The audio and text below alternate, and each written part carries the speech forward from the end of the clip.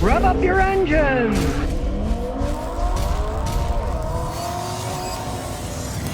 Cameronic says, I'm buying a used car from a dealer. Do I need to get it checked? Yes, you do.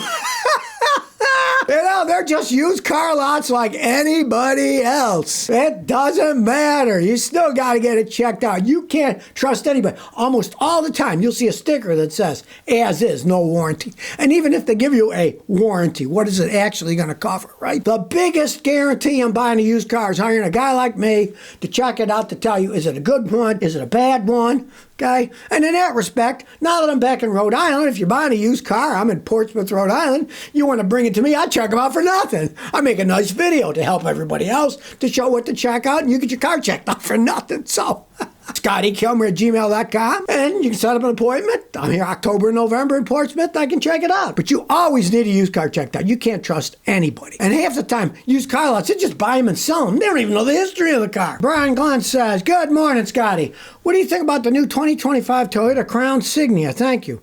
Yeah, well, it seems like an interesting vehicle. Now, me, I gotta admit, I'm a cheapskate. I'm never gonna buy something brand new because it costs too much money.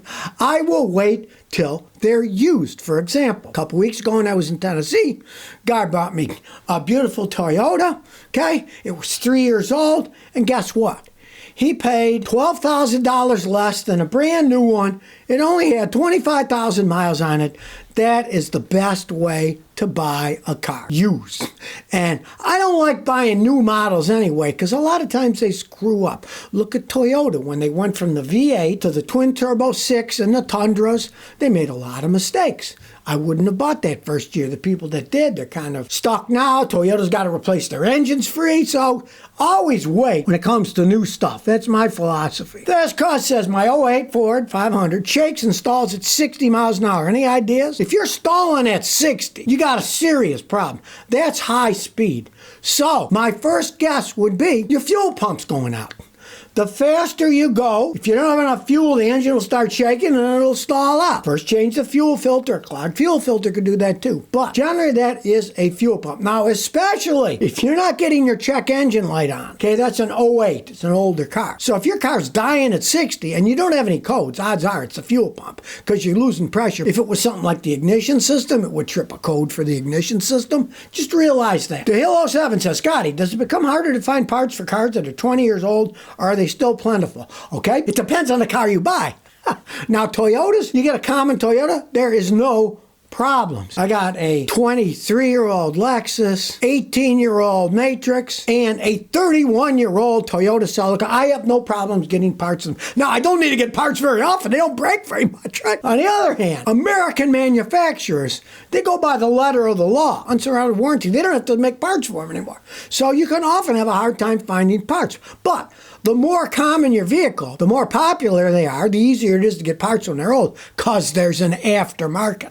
Like Toyota Corollas, okay? They've sold, I don't know, God knows, 40, 50 million of the things. So there's plenty of aftermarket parts for them. Brian Ramirez says, is all-wheel drive on a sedan better than front-wheel drive in the Midwest? That's how good your plowing is. Now, my mother lived outside of Buffalo, New York, and for the last 20 years, she drove a Toyota Corolla front-wheel drive. Didn't even put snow tires on it, and it worked good enough. Right? Now, depending on the area that you live. Let's say you live really in a snow belt. All-wheel drive, you got all wheels. You got a better chance of making it through. But realize one thing that a lot of people don't understand. The most important thing driving in the snow is your tires. Let's say you got an all-wheel drive vehicle and you got summer tires on. If you have a front-wheel drive vehicle with snow tires in the front, it's going to be better than the all-wheel drive with regular tires. The tires are what pull it through. So, snow tires on an all-wheel drive vehicle, you got to buy 4 of them. It's expensive. That'll be the best driving, of course, but then you got to buy the tires, then you got to swap them out in the summer for regular tires. So you got to take all that in consideration. Many people really don't need all-wheel drive. If you're just going on plowed roads all the time, It's overkill. Dirt Bike Cowboy says, Scotty, what do you think of early 2000 Chevy 2500s? They're decent. Even the late model 2500s aren't bad. The problem is the 1500s are garbage. My AC guy in Tennessee, he buys nothing but Chevy 2500. They're all late models because he runs a business where he does entire subdivisions, AC and heating, and there's mud and goop, and he doesn't want to get stuck. 10, 12 years ago, he bought a Chevy 1500. He said it was the worst truck he got. He'd never buy another one. So there's a big difference between the 2500 commercial and the 1500 non-commercials. And the 2000s 2500 should be fine, unless it's all worn out. You know, it's got 500,000 miles. It's going to be pretty worn out. Karate Sim says, Scotty, I just changed my brake pads and my pedal feels the same as before. Okay, understand one thing. You change your brake pads, that isn't going to affect your brake pedal. It's just when they get too thin, they get down to the metal and they eat everything up, right? But let's say your brake pedals are sinking. Replacing your brake pads isn't going to fix the problem.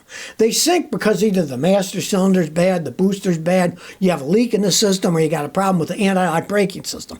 That makes them sink. Changing pads isn't going to change where your pedal stops, how much it sinks. Doesn't affect that. So you got a different problem. Figure out what it is now. Is the master cylinder bad? That's the most common one. Or the booster that it bolts to, or the ABS system, or of course you have a leak somewhere. But you're going to see it leak. There's going to be fluid all over the place. Josh Singh says, do black or blue color cars scratch, show swirl marks more compared to gray, white, or silver? You can sure bet they do, especially black. You're going to see everything on a black car. Now, I've always had black motorcycles. I bought a purple one once, but I immediately had my paint body guy painted black. Right? It's a motorcycle. Okay. The gas tank, you polish it, 2 seconds. The side covers, you polish it. The fenders, you polish. That's it. There's nothing else to clean. So you don't care. But a car is big. You can wash a car and in the afternoon it'll look like crap. Dust, swirl marks, you name it. That's why a lot of people have white cars.